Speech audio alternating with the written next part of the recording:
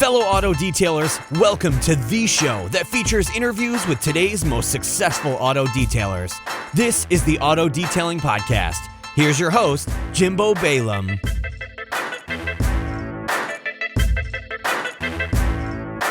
Hey, what's up, everyone? Welcome back to this episode of the Auto Detailing Podcast. Today's episode is brought to you by HouseCallPro.com. I've talked to it ad nauseum about HouseCall Pro and how awesome they are, but again, the purpose of this podcast is to make you a better detailer, to make us a better business owner, and so HouseCall Pro has teamed up with me to help you do that. So you can check out more at housecallpro.com/ADP. If you go through that link, not only does it tell them that you went through me, but I get some credit for it, and it works out well for everyone involved, and you get some freebies, so that's cool.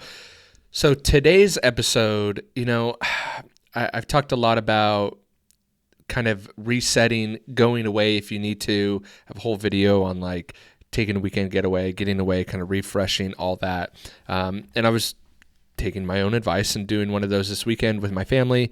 And I thought, I was thinking about podcast and kind of topics to talk about and kind of just brainstorming and researching and thinking and kind of doing all that stuff as I do to create content. And based on the last podcast I put out, kind of my beginning story, and the feedback was great on that, and a lot of you wanted to hear more about kind of how I started and all that. But I wanted to think about one of the things that plagues detailers the most, and it really does happen more so when you're first starting out, and at least in my experience, it kind of wanes off as you get more experience and more confidence and start understanding your clients more, how to handle your clients more, how to run a business more, and all that. And it's a blessing and a curse kind of all in one. And for those who suffer from OCD, in all honesty, I'll just get it out of the way and reveal the biggest thing plaguing detailers, and then I'll go into explaining why I think it's the biggest thing plaguing detailers for sure. So that is perfectionism, making sure the car is perfect, agonizing over every small detail, pun intended, right? Is really the most common problem plaguing most detailers out there. And like I said, it really plagues most detailers who are just starting out because they're overachievers, right? And I think detailing by nature we're detail oriented, obviously, right? So we see things that most people don't see, which honestly probably makes you the best detailer in your area, because you are, especially if you're listening to something like a podcast about detailing, you are an overachiever. You are a highly detail-oriented person who sees 90% of things that normal people don't see at all, which is phenomenal. But where I see this hurting a lot of, especially new detailers, some veteran detailers, but I think a lot of veteran detailers have kind of been forced to overcome it and then figured out how to not only manage it, but then apply it in the opportune times, which I'm not saying you shouldn't be detail-oriented as a detailer, you should, but I think it's also a discipline that needs to be regulated.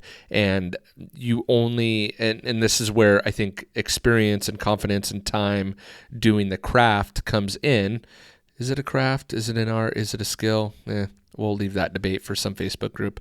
However, I think knowing when to apply a certain level of detail orientation to a car and when to hold back and not go to level 10, and this may be controversial, but it's kind of my experience and my truth, so I want to share that with everyone, considering this is my show. Hello.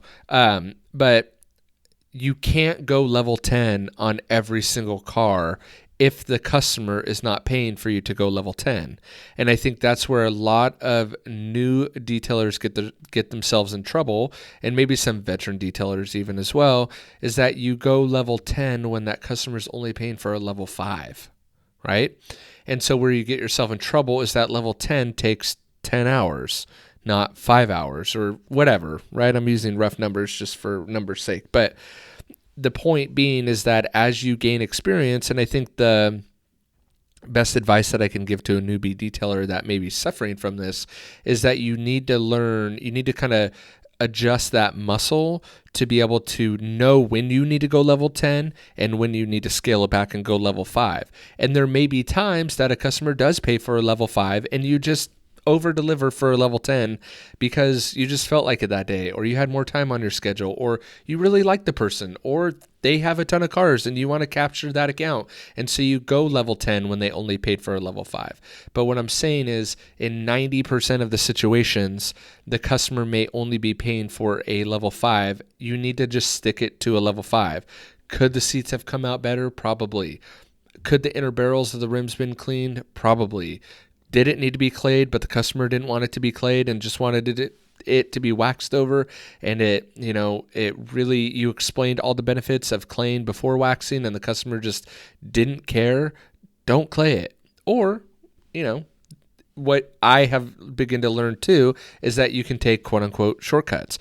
Okay, the customer doesn't want to pay for a clay, but you know what? I'm just going to throw some iron remover on it because one, it's not very labor intensive. The chemical's doing the work, and I know it's going to make the wax or sealant bond better to the paint, and so I'm going to do that. Just like putting down a spray sealant instead of a paste wax, you're giving your customer a better product that is less time consuming for you, less labor intensive. And to try to sometimes go through and explain that to the customer, a lot of times in my experience, the customer just wants their quote unquote traditional wax. And so I roll with it. Okay, you want the traditional wax? Now I will go back and give them a better product that is less labor intensive for me to apply with less problems, because I'm confident knowing that I'm over delivering, even though the customer may not understand that even after explaining it.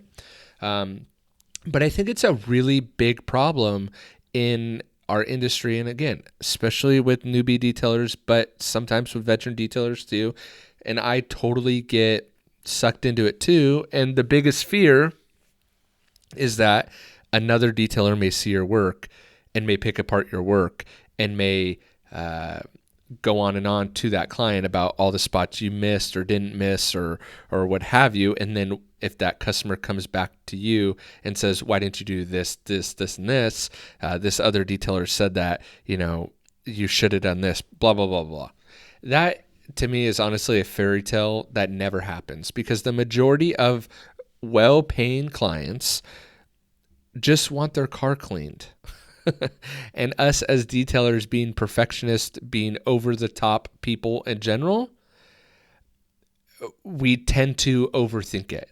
And so what I hope that this podcast serves as some encouragement to try to not overthink it, but try to, if you're going to go over the top on anything, over communicate with your client about the services that they want, that they're willing to pay for, that you can offer, that fit within their budget, and then exactly what they're going to get for that. And again, I know this episode was sponsored by House Call Pro, and that's what I love about having, whether it's House Call Pro or whether it's just notes on your phone, having a well-detailed documentation about the communication that you're having with your clients, including pictures, intake forms that the customer signs off on approval for, that clearly lay out what they're going to get, what they may not be getting or are not getting in this service, and that the client agrees to that with documentation and with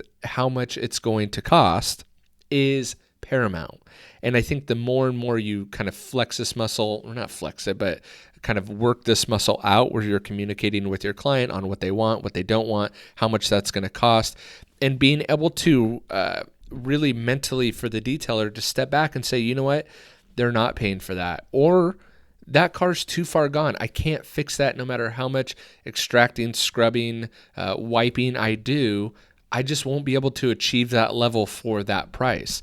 And so again, I really just hope this podcast serves. I'm sure there's a million other things that I could talk about on this subject, but as I was kind of reflecting this weekend and trying to strategize tips and tricks and stuff to talk about, this one really came forefront of my head because it's what a lot of detailers reach out to me about is like, hey man, I spent 8 hours on this car, but the customer only paid me $120. Like, how could I speed this up? Or, what do I need to do? You can't operate like that forever. And so, if you are struggling with that and you really do want to over deliver all the time, which I commend you for, figure out little hacks that you can do, kind of like the clay bar example that I just gave, that help you deliver that result to the customer without spending a ton of time. So another problem area people have are rims and tires, right? Cleaning them.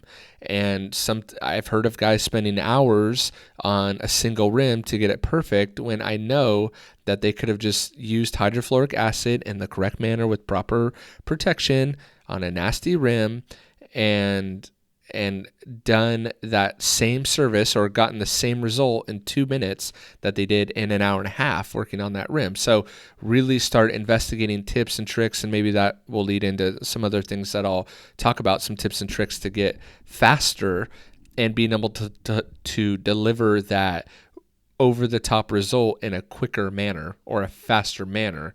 Therefore, still being able to be super detail-oriented, but in a timely manner. So I hope that helps you guys. I hope that is clear and came off right. And if you do have any questions, post them up in the comments below this podcast. Write in. Of course, I try to get back to everyone as I can. And don't forget housecallpro.com/ADP. We'll get you squared away there.